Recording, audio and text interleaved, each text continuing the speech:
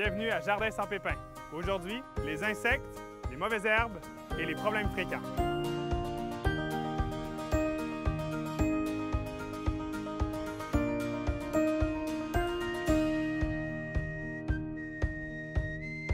Valérie, c'est vraiment le fun avoir un jardin. On aime ça, ça nous occupe. Mais par contre, on peut avoir des choses un peu moins intéressantes comme des insectes, des mauvaises herbes, puis il peut nous arriver plein d'autres problèmes.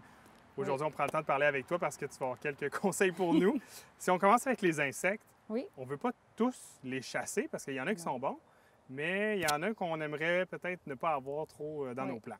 Mais mettons, dans les cultures qu'on fait beaucoup à la maison, il y a les cocombes, les courgettes que les gens aiment beaucoup faire. Puis dans ça, il y a deux insectes qu'on n'aime pas. Il y a la chrysomèle rayée, qui est un insecte jaune et noir, qui est vraiment rayé, puis qui va se tenir beaucoup dans la fleur. Il aime beaucoup le jaune.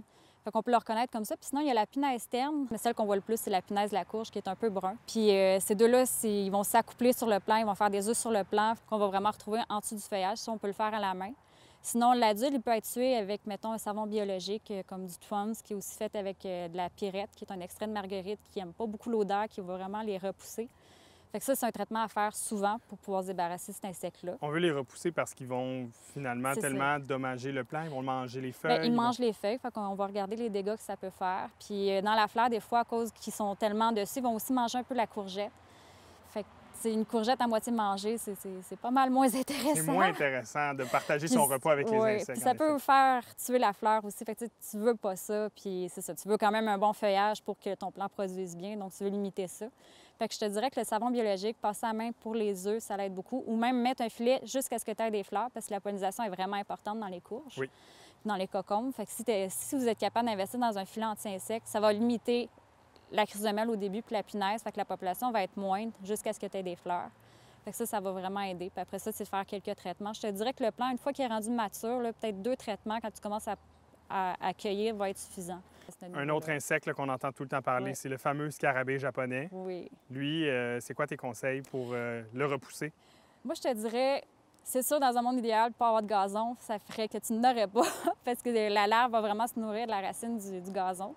Mais sinon, il y a des traitements qu'on peut faire pour vraiment tuer la larve, donc il n'y aura pas d'adulte. C'est, mettons, des traitements aux nématodes. Mais si ton voisin n'en fait pas, bien, ils vont revenir. Fait que c'est pas l'idéal. Ils n'ont pas de frontières, là. Entre le gazon du voisin et le nôtre, ils vont se promener. Fait que c'est un piège à phéromones. C'est sûr que ça les attire, mais au moins, ils meurent dedans. Fait que tu les mets pas proche de ton jardin, tu les mets plus loin sur un coin de terrain où il n'y aura peut-être pas grand-chose d'intéressant, mais au moins, ils vont mourir là, ils vont être attirés par là, puis ils vont être moins dans tes plants. Sinon, il y a des espèces que tu peux utiliser comme le géranium blanc qui vont être aussi attirés par le géranium, mais en le mangeant, ça les tue, les adultes. Ils vont paralyser. On les retrouve dans le plant, là, les pattes dans les airs, puis ça, c'est pas bien terminé pour eux sur les géraniums blancs. Sinon, les filets anti-insectes aussi peuvent protéger un certain temps tes plants. Là. Comme les plants fruitiers, je te dirais que c'est pas mal la meilleure solution. Tu peux mettre du Twans, mais il y en a tellement que je pense qu'on n'en viendra pas à bout. Là. Fait que personnellement, je trouve que le piège à phéromones est le meilleur. Autre chose qui est difficile de venir à bout, c'est la mauvaise herbe. Parce que ça, on a beau l'enlever, ça revient tout le temps. Ça revient. Puis si on est envahi puis il y en a trop, qu'est-ce qu'on peut faire pour contrôler là, quand il y a vraiment beaucoup de mauvaises herbes dans nos plants? Moi, je considère la bâche comme vraiment une bonne solution. Là. Si tu la mets à l'automne, à la limite, là, au moins l'année d'après, tu vas en avoir moins parce que ça va vraiment tuer la mauvaise herbe. Tu peux le mettre pendant tout l'été puis changer ta zone de jardin d'année en année. Là. Ça aussi, c'est vraiment un best parce que la mauvaise herbe va vraiment mourir en dessous. Si tu es capable de l'enlever pour que l'eau puisse faire germer tes graines, tu le remets. Puis après ça va être encore mort. Fait que là, tu vas avoir une moins grande réserve de graines qui vont germer dans ton sol. Qu'on essaie le plus longtemps de garder le sol couvert pour bloquer la lumière, l'eau, tout ça. On étouffe finalement les mauvaises herbes. C'est sûr que tu peux le faire. Si tu n'as pas un trop gros jardin, tu peux le faire à la main une première fois, enlever les grosses. Mais pour une efficacité, je dirais que la bâche, c'est vraiment ce qui est le plus efficace. Sinon, si tu veux investir les géotextiles, c'est merveilleux parce que pour les plantes de tomates, les courges, bien, la chrysomèle, elle aime ça pondre au niveau de la base du plant. Puis j'ai remarqué que toutes les places où j'avais mis des courges direct dans le sol, les plants étaient plus attaqués que ceux qui étaient dans le géotextile. Fait que le géotextile, ça réchauffe le sol, tu as moins un peu d'insectes qui vont venir endommager ton plant.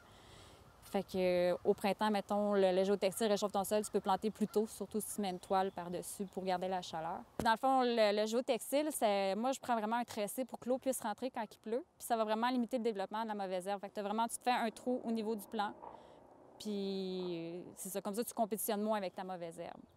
Mais on fait un trou quand même assez gros pour mettre le plan, pour être capable de le travailler. plan, l'arrosage, puis pas trop étouffer le plan non plus. Non, c'est ça. Parce que juste le frottement du vent, le plan, des fois, il peut être blessé. Fait que moi, je les enterre vraiment solides. Souvent, tu as les cotylédons, les 2 premières feuilles qui sont rondes.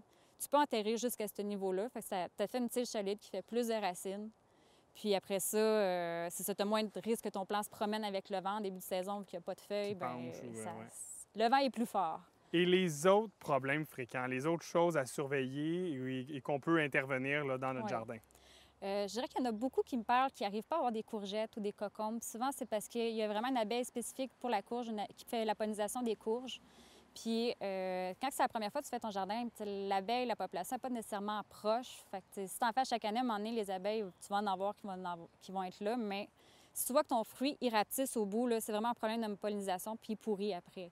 Mettons dans l'exemple de la courgette. Fait que tu peux prendre... Le bout devient noir, mou, puis ça n'a pas fonctionné jusqu'au bout. C'est ça. Fait que si tu prends un Q-tip, tu promènes de ta fleur mâle à femelle, il y a vraiment des fleurs, 2 types de fleurs. Tu as celle qui fait le fruit, puis l'autre qui a le pollen. Fait que tu prends le pollen, tu le mets sur ta fleur, puis tu fais ta pollinisation à la main comme ça. On joue à l'abeille, finalement. Oui, c'est ça. Mais ça, si on fait ce type de culture-là année après année, en théorie, les abeilles vont finir par les trouver. Présente. Puis... Moi, dans mon cas, la première année, j'avais beaucoup de courges qui avortaient. Puis là, cette année, je trouve ça fou. Je suis vraiment excitée. Je vois vraiment l'abeille qui se promène de fleur en fleur. Je suis comme, j'en ai enfin! Faut pas se décourager, ça veut dire. Que si on a un problème dans notre jardin, quelque chose qui fonctionne moins bien, c'est pas dit qu'avec le temps, il va se régler aussi. Ou des périodes de froid aussi. Des fois, l'abeille est frileuse, fait qu'elle aime bien la chaleur. Fait que s'il fait trop froid ou qu'il fait trop sec longtemps, ça se peut qu'elle pollinise moins bien puis que tu as des épisodes de mauvaise pollinisation. Fait que c'est pas parce que tu fais mal ton jardin que tu n'arroses pas assez quoi que ce soit, c'est juste une question de pollinisation. Ça reste quand même la nature qui décide. Oui, c'est ça. Bien, merci beaucoup, Valérie. Ça fait plaisir.